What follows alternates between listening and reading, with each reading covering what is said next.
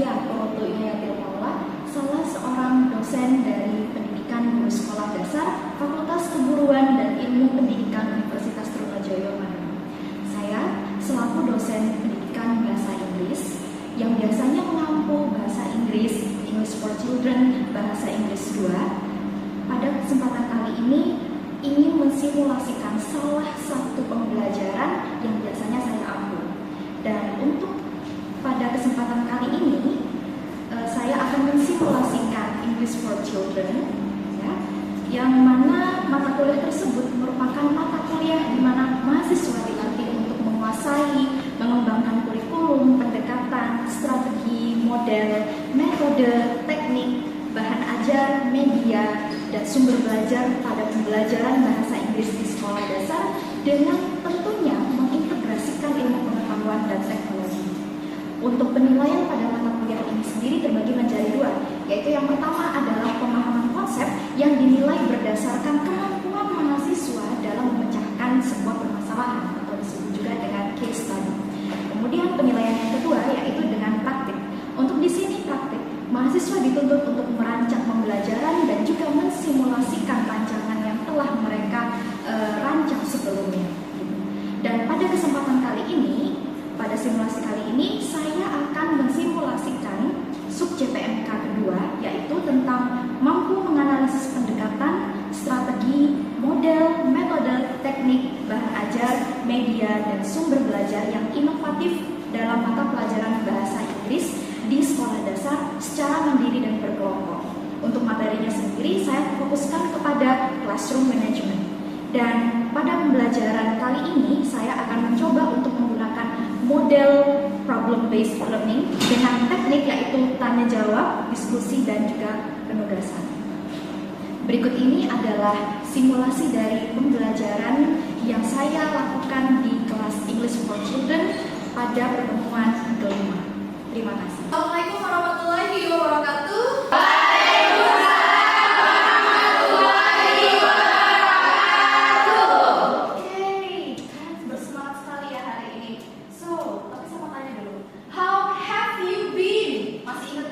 Jawabannya apa? I'm good. Okay, once more saya bagi lagi. How have you been? Okay, once more. How have you been? I'm good. Okay, good. Okay. For today's occasion, we will have this kind of material. Tapi sebelum itu, saya ingin kalian watch a video. This is a long video, but let's make it short, ya. Jadi kita skip aja, yang penting kalian tahu seperti apa beberapa proses pembelajarannya. Nah, karena ini English for Children, kira-kira videonya tentang apa? Pembelajaran di kelas? Yes, pembelajaran di kelas, ya. Lebih spesifik lagi adalah pembelajaran di kelas untuk anak SD. Nah, video yang akan saya tampilkan ini will be grade 1, ya. So, what have you watched from the video? Yeah. So make sure first what things can be found around the class. Yeah. And then the second one, how is the desk arrangement? Nah, jadi kira-kira arrangement tempat duduknya seperti apa? Nanti diperhatikan. Kemudian, how does the teacher group the students? Cara mengelompokkannya nanti akan seperti apa? And then the last, in what language does the teacher speak? Yeah, because the class is not a native speaker, ya, studentsnya. Jadi kalian lihat kira-kira mereka menggunakan full bahasa Inggris ataukah campuran? Okay, are you ready? Yeah, I'm ready. Good.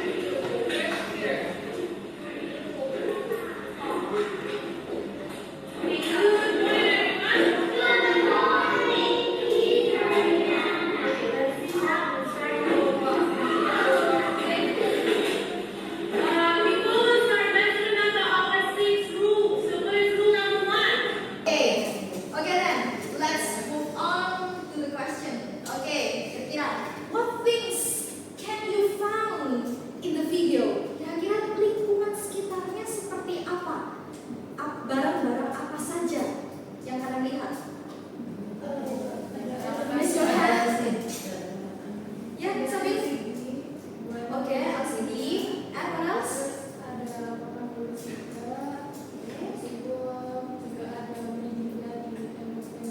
Okay, some media. Okay, the wall. And anyone else?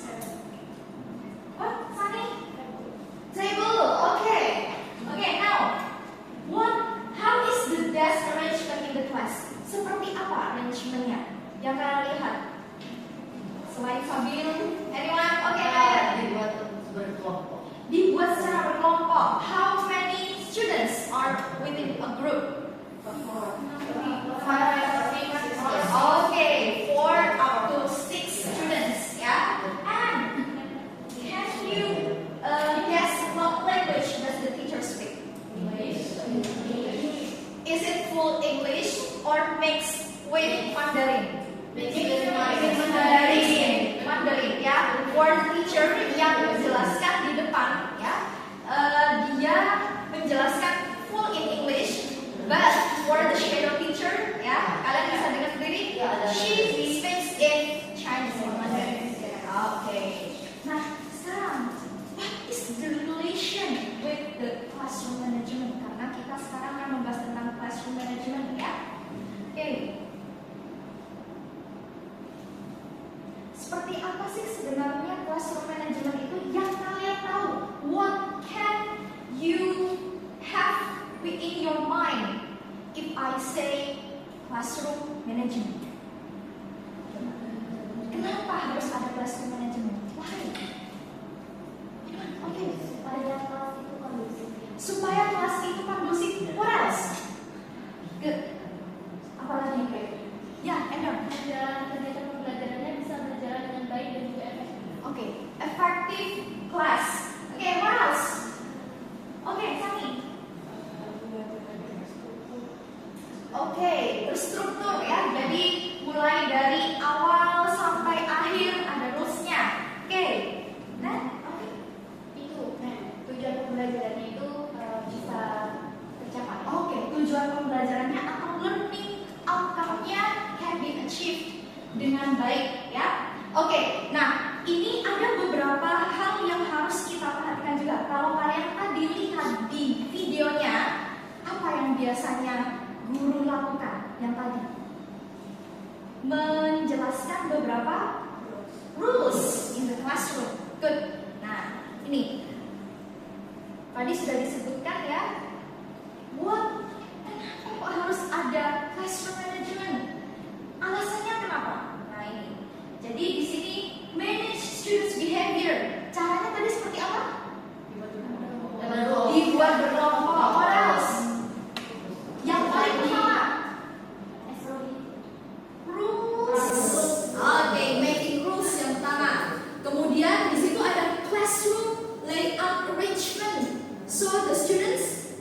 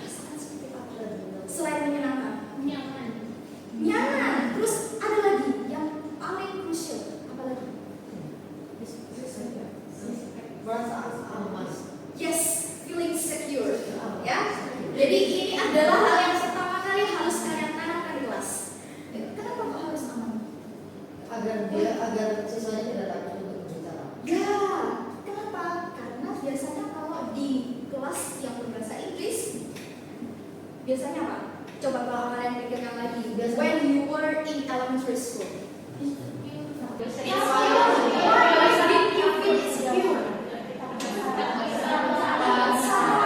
Nah, itu yang ingin dibangun. Nah, gimana caranya?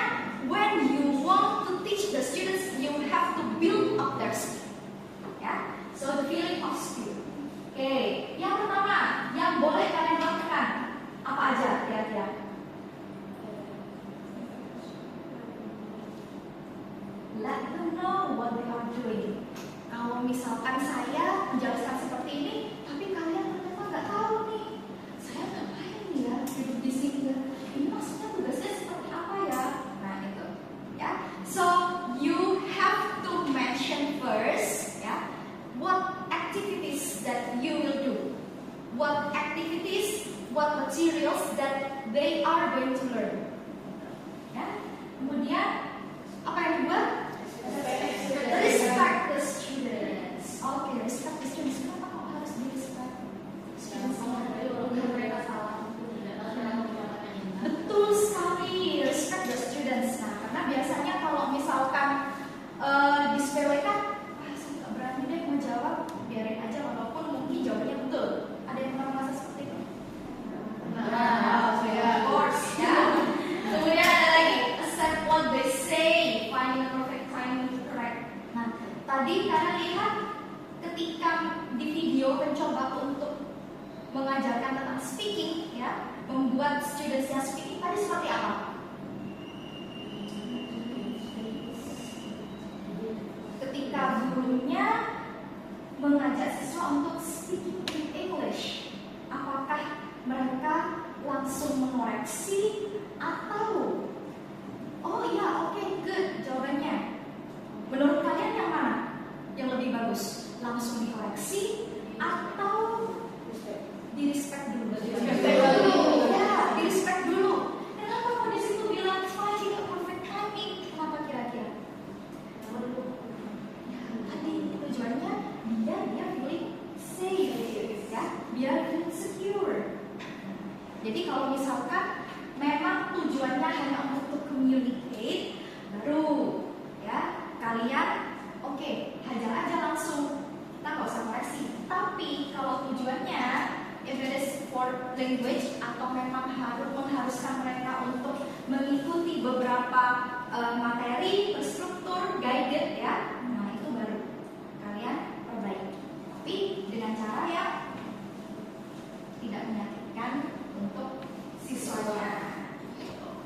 Oke, no love for mistakes tadi sudah, ya. Kemudian, nah ini juga feeling secure, jangan lupa dikasih responsibility. Kenapa kok harus dikasih tanggung jawab? Kenapa kok harus dikasih tanggung jawab tuh kalau siswa? Biar apa? Melatih apa? Melatih untuk bertanggung jawab, ya. Kemudian avoid organized competition. Kompetisi nggak boleh, Bu. Nah, what do you think? Oke, nah ada lagi jawaban yang lain. Kenapa nggak boleh berkompetisi? Padahal ada banyak kompetisi, ada misalkan lomba atau misalkan kayak game gitu. Nah, kenapa? Takut hanya unggul beberapa siswa. Betul sekali. Nah, ini maksudnya adalah ingin merangkul semuanya, ya. Want to make the students engage in the learning. Ya, jadi mau itu ketinggalan atau mau dia bisa answer the questions, semuanya sama-sama dirangkul. Nah, avoid giving physical rewards or prizes. Apa nggak boleh kita kasih hadiah? Kalau menurut kalian sesering apa sih kita harus kasih hadiah? Apakah setiap ada quiz, setiap ada exam, terus yang terbaik dikasih prize? Oke, from a simple thing. Jadi kita tidak membiasakan untuk memberikan physical rewards atau prizes, ya. Jadi we can give misalkan some verbal prize, ya. Jadi oke, good, amazing dan sebagainya.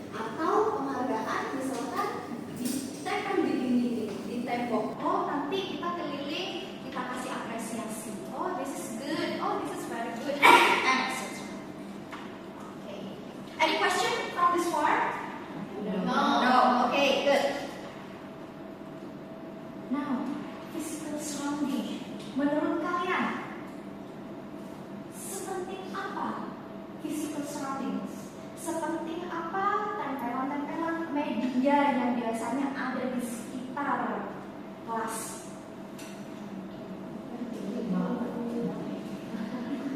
Emote, pentingnya gimana?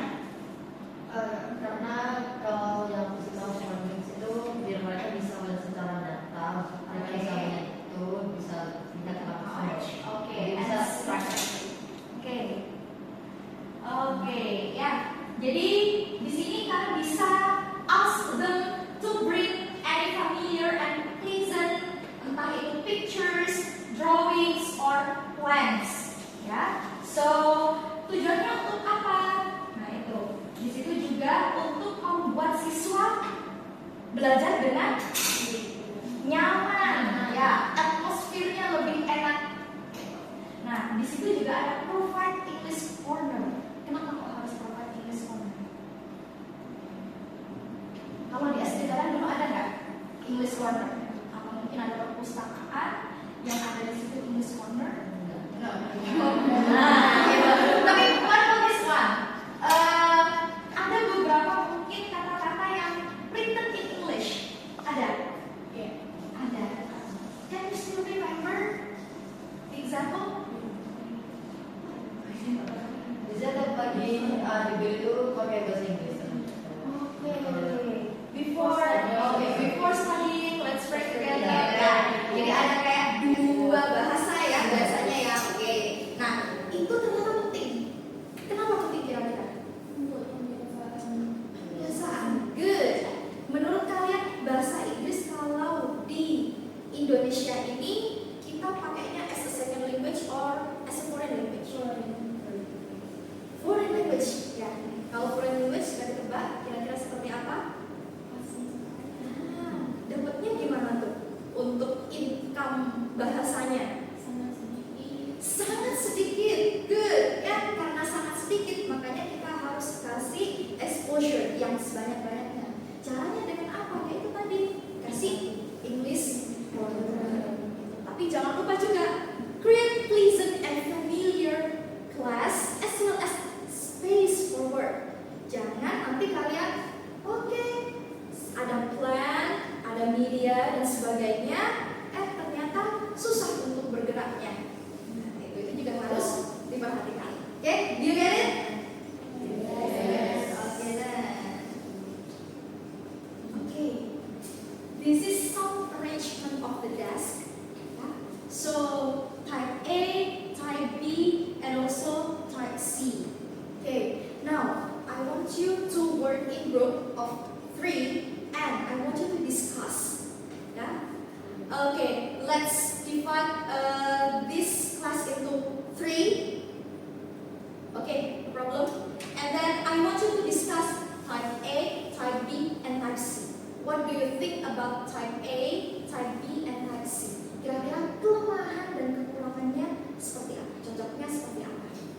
Okay? Okay, now I want you to work in group.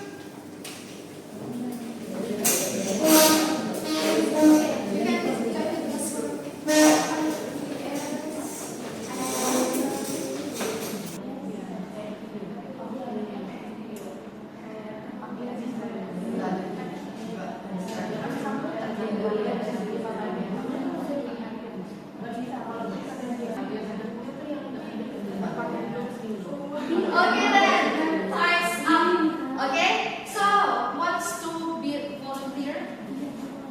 What about type A?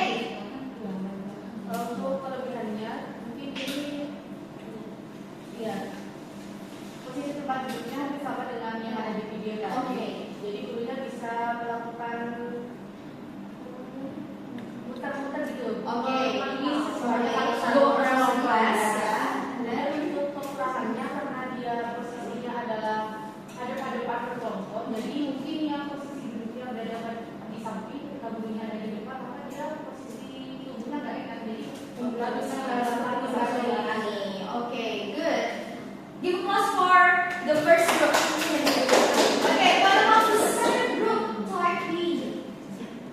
Kalau menurut saya tipe tempat duduk seperti ini itu lebih cocok untuk pekerjaan secara individu karena memang peletakannya itu secara sendiri-sendiri. Namun kekurangannya itu di sini gurunya hanya berfokus di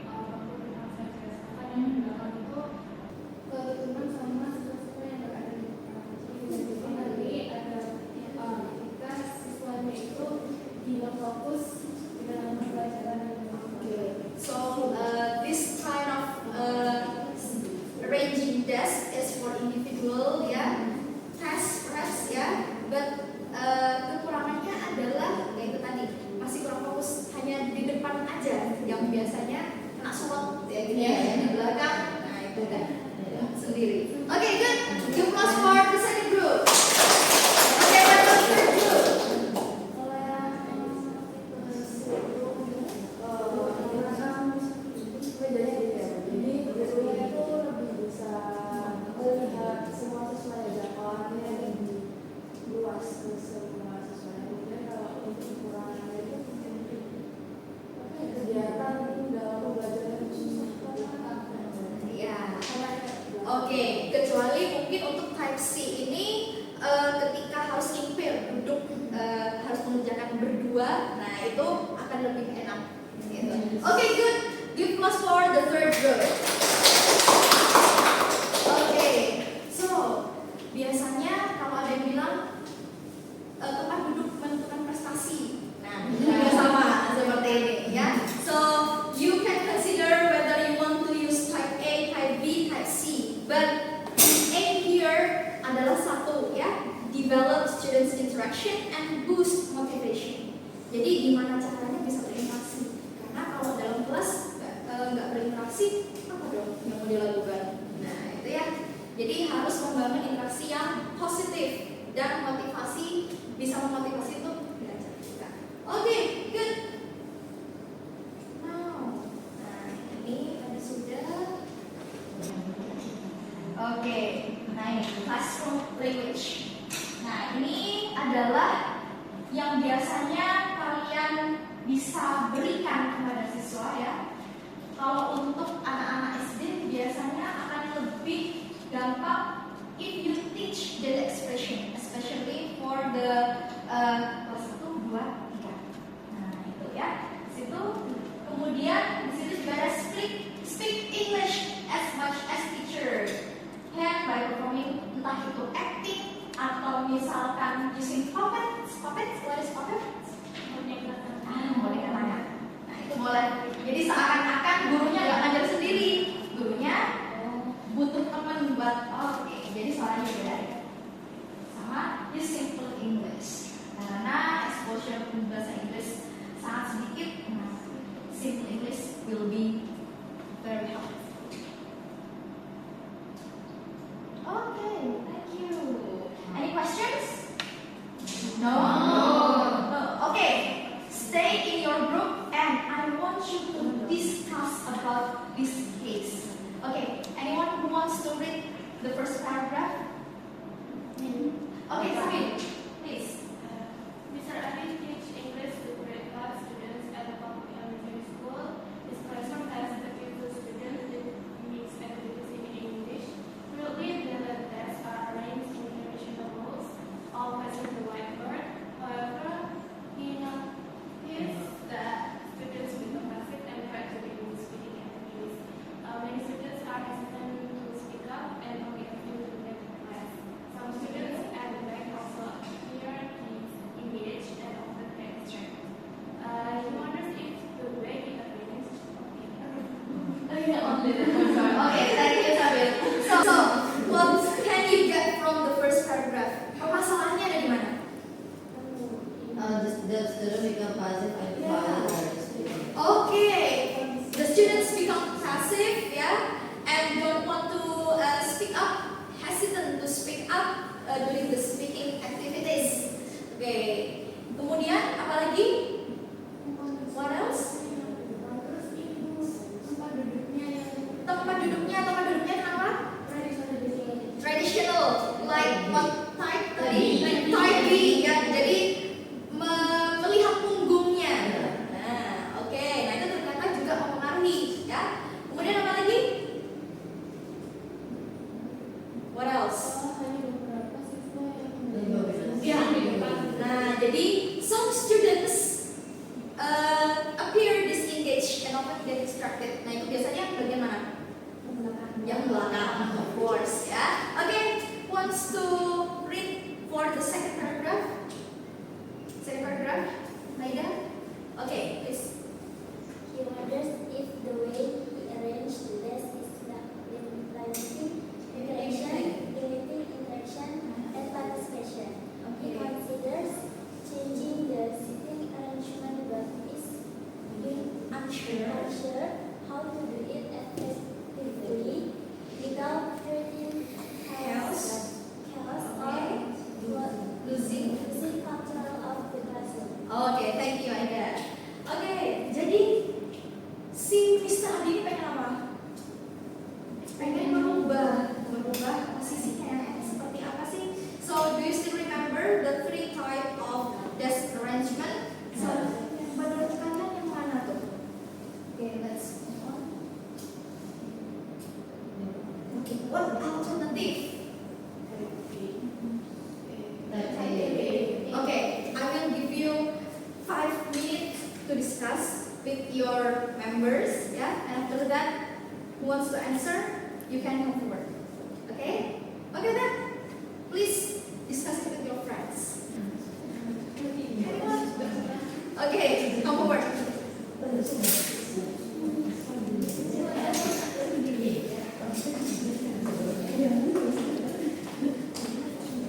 Okay, so what alternative of desk arrangement will you suggest? Type A. Type A, why? Karena menurut kami itu kalau untuk type itu kamu sebenarnya itu lebih bisa menjangkau semua siswa. Okay. Tapi nggak ada yang main sendiri. Oke. Misalnya yang sendiri yang mengawasi. Nah itu juga menjawab kayak bukan cocoknya untuk kelompokan.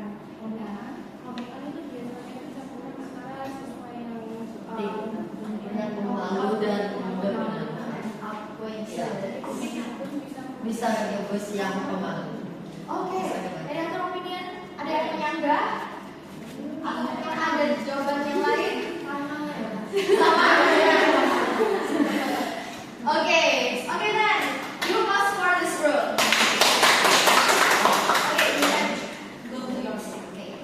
Okay.